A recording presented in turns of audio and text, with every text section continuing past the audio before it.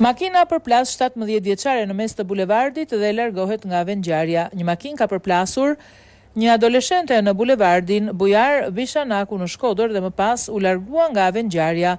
E mitura u transportua drejt spitalit teksa ka marrë lëndime në këmbë.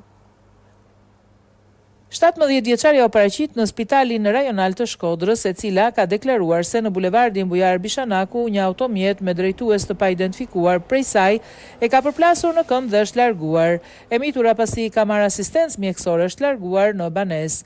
Ndërkaq po punohet për identifikimin dhe nxjerrjen para përgjegjësisë penale të drejtuesit të automjetit si dhe për sqarimin e rrethanave të rastit.